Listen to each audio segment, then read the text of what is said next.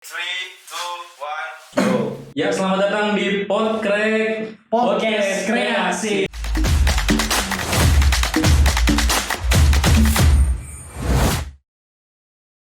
Ya, bareng gua Aldi Dan gua Topan. Dan kita ini nggak bakal ngobrol berdua ya, Di. Betul. Kita bakal ada bintang tamu. Karena bintang tamu kita spesial. Bener Dia banget. ada seorang editor. Kita undang juga dengan cara yang editan juga. Oke. Tentunya lu yang edit.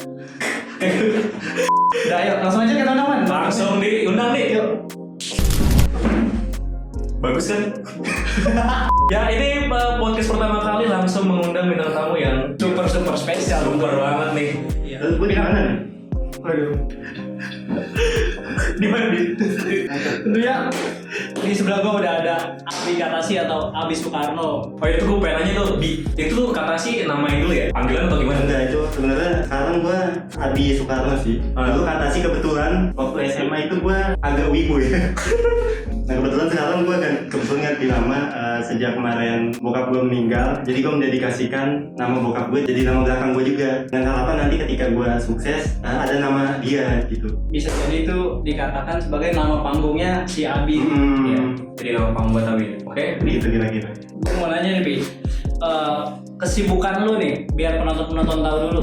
Kesibukan lu tuh apa sih sekarang? Kita lagi kuliah, kerja, atau kayak gimana? Ya gue masih kuliah juga seperti yang kalian tahu. Basa-basi banget ya. Iya, sama-sama sih.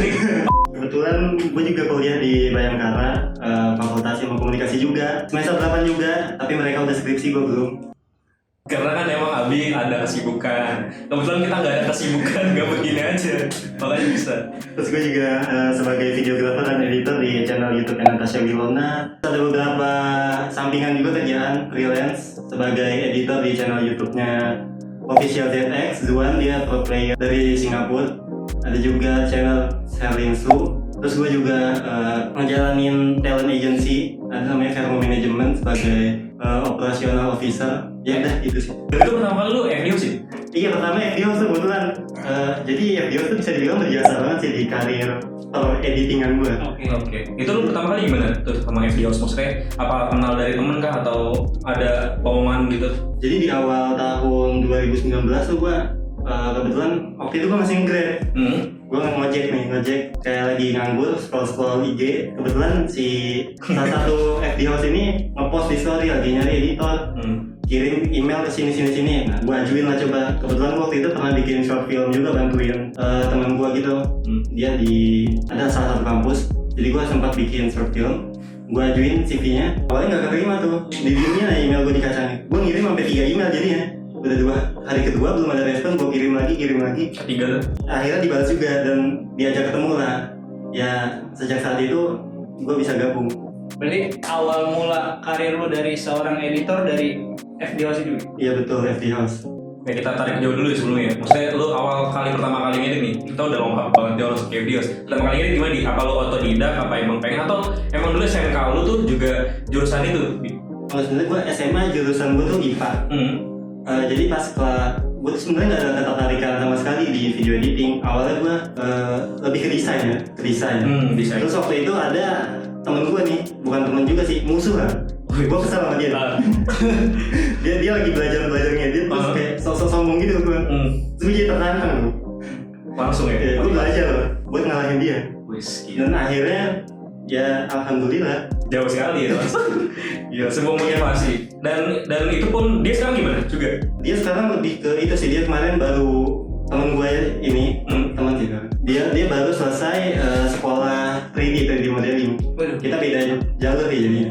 Beda. Selamat datang di acara Gibah. Iya. Serius banget podcastnya, Man? Iya. Oke, itu kan tadi awal mula karir lu sebagai video editor join di tim FD House. Jadi kalau yang lain-lainnya ini gue masih jalan semua sekarang nih, di Natasha Wilona, di Zuan dan Serlin. Jadi kenal banyak orang juga di dunia entertain. Dan itu sangat membantu sih, maksudnya circle-nya oke juga dengan gue yang cukup pendiam. Kan tau gue di kampus gimana kan. Iya. Gue ngomong aja nggak pernah gitu.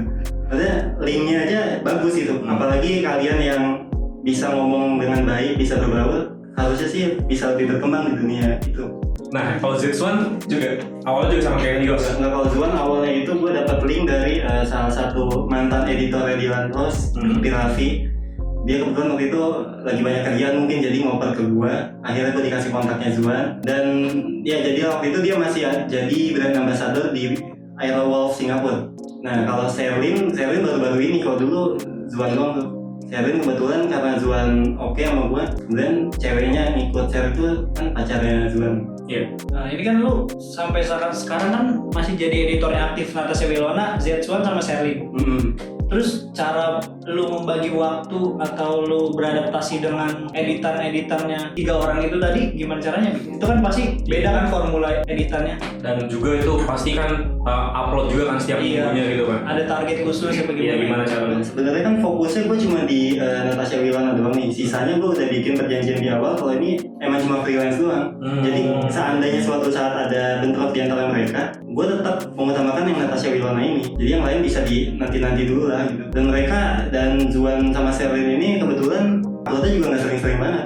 Apalagi Zuan sekarang juga lagi wajib militer, paling upload sebulan bisa dihitung jari lah. Vlog militer dia. Enggak. Gue kira di sana dia mabar gitu lagi militer. Oke. Berarti lo emang bener sekarang tuh fokusnya emang Natasha Wilona doang karena emang sudah ada perjanjian sebelumnya dengan Zuan sama iya betul. Sherlyn. Dan experience apa sih yang lo baru dapetin nih kan kalau misalkan Natasha Wilona nih sama di Indonesia gitu kan? Kalau Zuan kan di Singapura, itu lo ada perbedaan gak sih caranya gitu atau gimana? Pasti ada, dari bahasa kebetulan. Kalau gue chattingan sama Zuan itu Google Translate sangat membantu. Oh berarti lu belum pernah ketemu secara langsung sama? Belum pernah. Dan bahasa Inggris gue juga kebetulan nggak bagus-bagus banget juga. Tapi yang penting modal nekat aja dulu. Toh ada Google Translate juga sekarang bisa membantu. Oh iya, nih Bi, lu pertama kali ketemu Natasha Wilona bisa jadi editor seorang Natasha Wilona, dia seorang entertainment ya benar, entertainment terkenal. Itu gimana caranya, kok bisa sih? Sama waktu itu ada rekrutmen juga, kebetulan gue ngajuin CV juga. Dan akhirnya kalau yang waktu itu kan udah ada pengalaman di FD House, jadi lebih mudah lah jalannya, nggak sulit FD House waktu di awal itu. Ada portofolionya lah ya. Udah punya portofolio. Dan lu kan juga sebagai pendiam nih, maksudnya bener-bener motivasi banget nih buat temen-temen yang jago berbaur ke temen-temen yang lainnya, cuman potensinya untuk mengasah lagi tuh kurang gitu ya. Dan gue tuh juga kita bahkan ya pernah sempat ketemu Abi di apa sih kayak acara fakultas jadi panitia, dan gue ngeliat Abi ya juga sama, diam Produktif tapi. Iya, tapi produktif. Dia yang produktif. Bener banget. Nih kebetulan kalau di acara fakultas itu juga awalnya gue diajak sama Bu Asima waktu itu pertama. Kalau Bu Asima nggak ngelihat gue bisa ini, awalnya bisa desain tuh dia. Bu Asima ngelihat kan pas mata kuliah di kafe. Kalau Bu Asima ngelihat akhirnya diajak, terus sekalinya diajak, dosen-dosen lain akhirnya ngelihat juga gue bisa apa. Soalnya gue nggak show off, jadi dosen-dosen nggak tahu juga ternyata gue bisa seperti itu. Justru menemukan sebuah berlian ya, kayak Jadi, wah ini ada nih. Ada seorang yang nyari itu nggak bisa gitu ya? nunjukin sendiri. Berarti portofolio itu penting banget ya, Bi?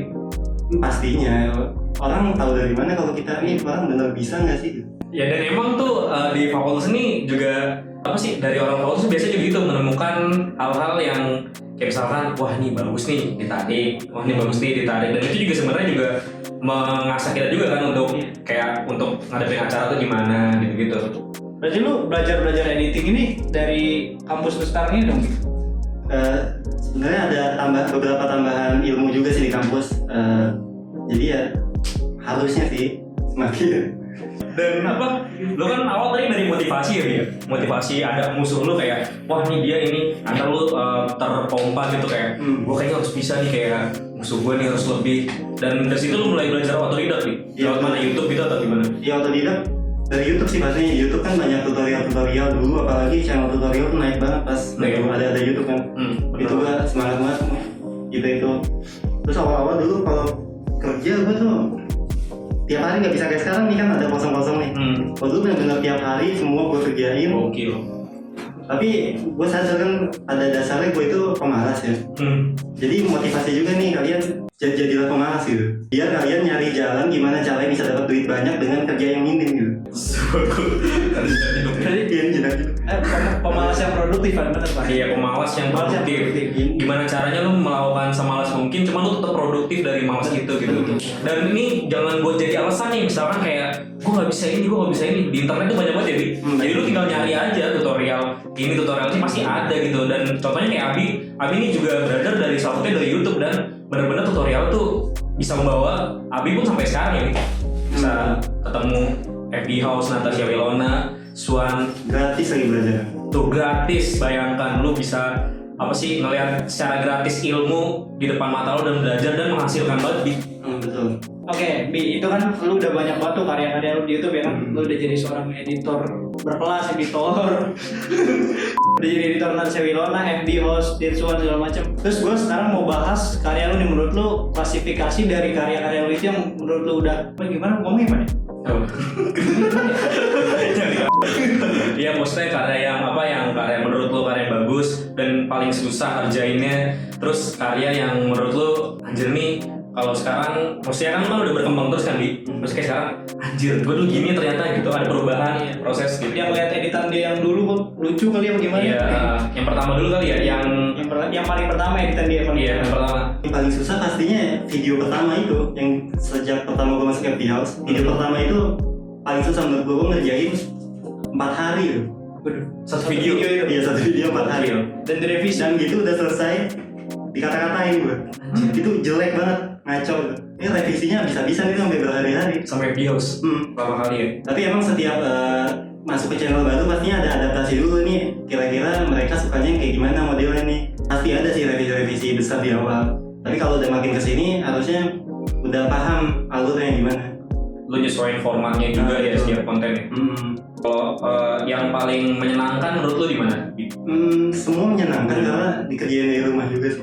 Gue nggak harus kena sinar matahari.